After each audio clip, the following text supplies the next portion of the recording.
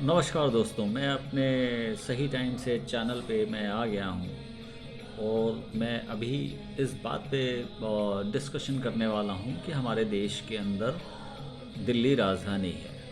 आज मैं बात करूँगा अरविंद केजरीवाल के ऊपर। ED versus Kejriwal. लेकिन टॉपिक शुरू करने से पहले मैं आपको एक ही धुन सुनाता हूँ जो मेरी बहुत प्रिय धुन है।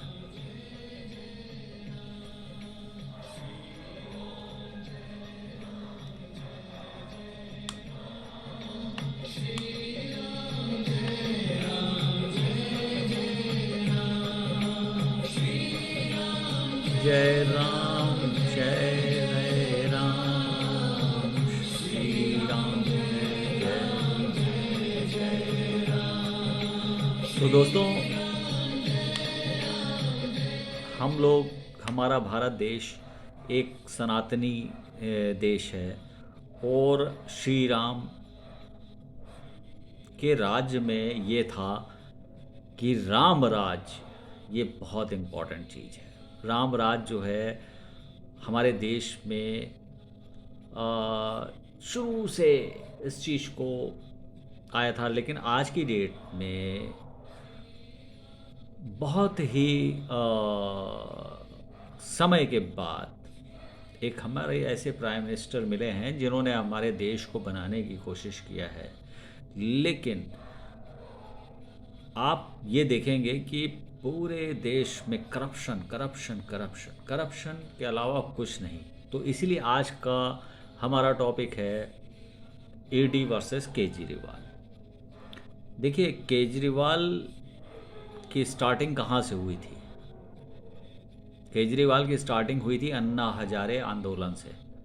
अन्ना हजारे आंदोलन में जो अन्ना जी थे वो एक ऐसे शख्स हैं जिन्होंने मतलब कभी भी किसी भी पद के लिए कोई बात नहीं किया, लेकिन हाँ, लोगों की प्रॉब्लम को उठा करके उन्होंने आंदोलन जो किए सारे सक्सेसफुल हुए। लेकिन ये बंदा केजरीवाल वहीं से निकला हुआ बंदा है। और जो छवि थी अन्ना हजारे की, जो अन्ना हजारे की जो छवि थी, उस छवि को अरविंद केजरीवाल ने कैश किया। वो कैसे, ये मैं आपको बता सकता हूँ कैसे। देखिए, अन्ना हजारे पॉलिटिक्स में नहीं थे, क्योंकि ये पढ़ा लिखा बंदा है और इसने सर्विस छोड़ करके नेतागिरी में आकर के इसने जो है उसका एक समय का लाभ उठाया और इसने जो है अपनी पार्टी को ओपन किया। जब पार्टी को ओपन किया तो जो हमारी जनता है वो जनता इतनी इनोसेंट है। जनता को एक रिक्वायरमेंट थी एक अच्छा नेतृत्व करने वाले बंदे की, जो हम देश को सही तरीके से ले जा सके। देश की तो बात तो छोड़िए, एक जनरल रहन सहन में सही व्यवस्था को ले आ सके, इसकी ज़रूरत थी। तो जिसके वजह से जो केजरीवाल की पार्टी है वो बहुत तेज़ डेवलप हुई और सारे लोगों ने आंख बंद करके जो है उसको प्राइम मिनिस्टर बना दिया। और उसने सिर्फ दो ही मुद्दा रखा हर जगह, बिजली फ्री, पानी फ्री। अब आप दोस्तों ये चीज़ देखिए कि क्या बिजली फ्री, पानी फ्री, इसके चक्कर में उसने सब कुछ लूट लिया। मैं ऐसा इसलिए नहीं कह रहा हूँ, मेरी कोई इसलिए कोई कोई जाति दुश्मनी नहीं है।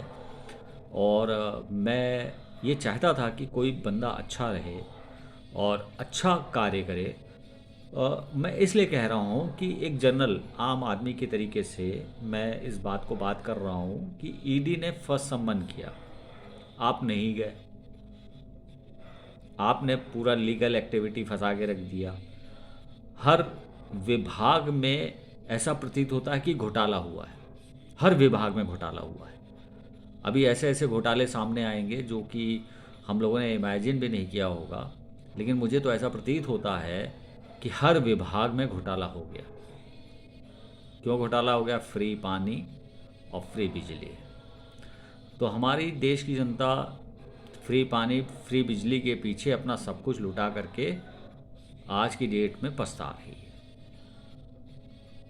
ईडी ने पहला सम्मन भेजा, केजरीवाल ने उसको जो है इग्नोर करके अपनी लीगल एक्टिविटी और जो पढ़ाई लिखाई का जो अपना दायित्व होता है उसको इन्होंने अप्लाई करके ईडी के सामने नहीं गए।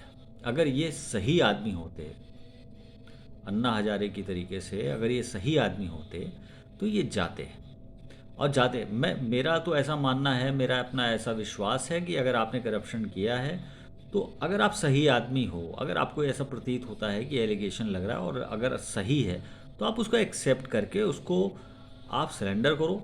अगर आप देशभक्त हो, पद की इतनी इम्पॉर्टेंट नहीं है जैसा कि आप पद के पीछे करप्शन को एक्सेप्ट कर रहे हो। और अगर आपने करप्शन नहीं किया है तो उसकी क्लेरिफिकेशन आपको देना चाहिए। ऐसा मैं इसलिए कह रहा हूँ कि लोगों की सोच तो देखिए ऐसा होता है कि वो ये रहती है कि कौन आदमी कैसा है कैसा नहीं है। हो सकता है केजरीवाल अच्छे हों, हो सकता है केजरीवाल पढ़े लिखे आदमी हैं, लेकिन कभी कभी आदमी का एक जनरल तरीके से आदमी के माइंड में आ जाता है करप्शन। जब पैसा आदमी पाता है तो आदमी का माइंड चेंज हो जाता है, लेकिन फिर बाद में उस चीज़ को समझ में आ जाती है। तो केजरीवाल को अगर समझ में आ गई है तो वो प्रॉपरली उनको जाना चाहिए और ईडी को हर अपनी बातों को रखना चाहिए। और अगर कोई भी चीज़ वो हुई है तो अगर मैं तो ये कहता हूँ कि अगर वो ये कहते कि अगर करप्शन हुआ है तो मैं इसको जो है इस चीज़ को मैं देखूँगा और उसको हर तरीके से हैंडल करूँ। प्रधानमंत्री की पोस्ट बहुत इम्पॉर्टेंट होती है। ऐसा नहीं है कि हर एक प्रधानमंत्री की गरिमा, दैट इज़ वेरी इंपॉर्टेंट। तो मेरा ऐसा मानना ये है, मैं किसी का फेवर की बात नहीं करता हूँ, लेकिन हाँ आप हमेशा, चूँकि आपकी एक्टिविटी इतनी बेकार है कि बजाय आप दिल्ली देखने के लिए अगर आप प्रधानमंत्री का ख्वाब देख रहे हो तो ये गलत चीज़ है। और आप प्रधानमंत्री बनने लायक तभी होते हैं जब आप छोटे स्तर पे काम करके आते हैं। आज हमारे देश के प्रधानमंत्री ने इतना स्ट्रगल करने के बाद उनके ऊपर कई चीज़ें हुई हैं, लेकिन वो उन्होंने जहाँ पे भी गए हैं वहाँ प्रोग्रेस हुई है। जहाँ पे हाथ रखा है वो सोना में बदल गया है। तो उसकी तुलना आप नहीं कर सकते। अभी आप यंग हैं, अभी आप उनसे जूनियर हैं, तो आपको ऐसी एक्टिविटी नहीं करना चाहिए। रिस्पेक्ट करना चाहिए। भारत की जो एक संस्कार, एक संस्कृति होती है वो आपको अप्लाई करनी चाहिए। और देखिए पॉलिटिक्स तो एक अलग चीज़ है। पॉलिटिक्स में तो आप कहते हैं कि पॉलिटिक्स है, तो पॉलिटिक्स का मतलब ये नहीं होता कि आप गाली गलौज करें। पॉलिटिक्स का मतलब ये नहीं होता कि आप डाइवर्जन करें।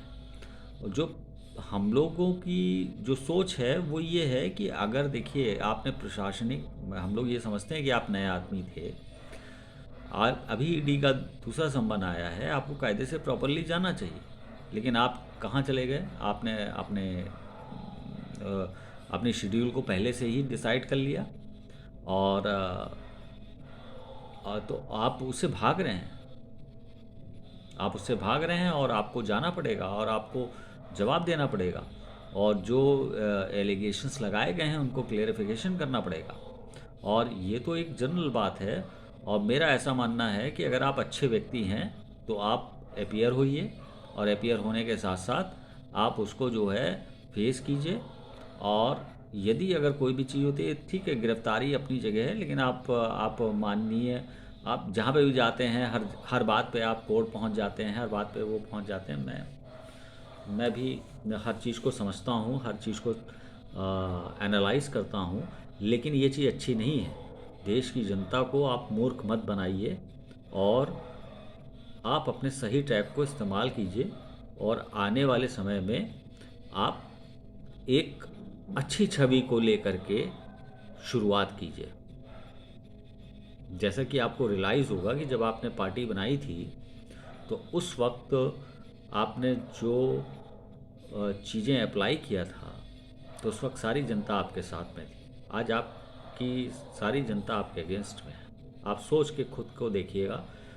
क्योंकि मैं एक भारत का रहने वाला हूँ और मैं हमेशा भारत माता की रिस्पेक्ट करता हूँ। और आज की डेट में बाहरी दुनिया के लोग और कई ऐसे तत्व हैं जो भारत की प्रोग्रेस को डिस्टर्ब करना चाहते हैं, तो आप उसके पार्ट न बने और सही तरीके से हर चीज़ का एक्शन लें। तो मेरे हिसाब से आपको ईडी के सामने प्रस्तुत होना चाहिए और अपनी क्लेरिफिकेशन देना चाहिए। और अगर आपको लगता है कि आपने गलत किया है तो आप उसको एक्सेप्ट करिए, तो उसमें कोई ऐसी कोई बात नहीं, क्योंकि आप नेता आदमी हैं और उसको एक्सेप्ट करने में कोई बुराई नहीं है। फिर आने वाले समय में आप उसको सही तरीके से आप हर चीज़ को अप्लाई कीजिए। अब आप देखिए, अब आप जो है यहाँ से पंजाब जाने पे आप हवाई जहाज़ का इस्तेमाल करते हैं और 4 करोड़ का हवाई जहाज़ है और उसमें 10 लाख रुपया प्रति घंटे के हिसाब से उसका किराया है। तो जब आप इन सब चीज़ों का यूटिलाइज़ करते हैं तो जनता तो समझ ही रही है भाई साहब, इतना तो आप भी समझते हो। और हर चीज़ का एक तरीका होता है। Respect that is very important. पैसा यहीं रह जाएगा और हमारे ऋषि मुनि कभी भी पैसे के पीछे नहीं भागे हैं और उन्होंने आदमी को जीने की दिनचर्या को बताया है। तो मेरा ऐसा मानना ये है कि आपको जवाब देना चाहिए और जवाब देने के साथ साथ अपने आप को क्लेरिफाई करना चाहिए। और जो है जो दिल्ली में सरकार आपकी है, इसलिए जवाबदेही आपकी बनती है। तो दोस्तों, ये था आज का हमारा टॉपिक और मैं ये चाहता हूँ कि आप हमारे चैनल को लाइक करें, डिस्क्राइब करें, ताकि जो है मैं अपने चैनल में अच्छे से अच्छे वीडियो को डाल सकूँ। देखिए, मेरे को कोई आइडिया नहीं है अपने यूट्यूब चैनल को ग्रो अप करने के लिए क्या करना चाहिए क्या नहीं करना चाहिए। मैं तो जस्ट एक अधिवक्ता हूँ और चूँकि रात के समय ही एक वीडियो डालता हूँ, जो दिन भर की दिनचर्या रहती है उस हिसाब से मैं डालता हूँ। और बहुत से ऐसे टॉपिक हैं, मैं डे बाय डे कोशिश करूँगा कि एक अच्छा वीडियो लोगों के हिसाब से मैं डालूँ और हमारे चैनल को सारे लोग उसको देखें। तो मेरा ऐसा मानना ये है कि हर एक चीज़ों को सोच करके समझ करके आदमी को डिसीजन लेना चाहिए। मैं एक हिंदुस्तानी हूँ, मेरी ये धरती जो है, भारत माता जो है, मेरी माँ है और मैं इसको नमन करता हूँ। और मैं ये चाहता हूँ कि यहाँ पे जो जन्मे व्यक्ति हैं ये उनकी भी माता है। तो एक सोच, एक सही तरीके से कभी आप इस विषय में सोचिएगा तो आपको लगेगा धरती माता कितनी प्यारी है। तो मैं सिर्फ इतना कहूँगा, भारत माता की जय, वंदे मातरम, जय श्री राम। और वंदे श्री राम जी का उद्घाटन होने वाला है। बहुत दिनों से वो वनवास में थे, आज उनका मोदी जी के माध्यम से वो फिर अपने महल में पहुंच रहे हैं। तो आज मैं मन से बहुत खुश हूँ और मेरे देशवासी बहुत खुश हैं और सनातनी बहुत खुश हैं। और मैंने ये भी देखा है कि सारे मुस्लिम भाई जो भारत के अंदर हैं वो बहुत खुश हैं। बहुत से ऐसे मुस्लिम हैं बहुत ज़्यादा खुश हैं। तो मैं बधाई देता हूँ और मैं सिर्फ इतना कहूँगा, भारत माता की जय, वंदे मातरम, जय श्री राम।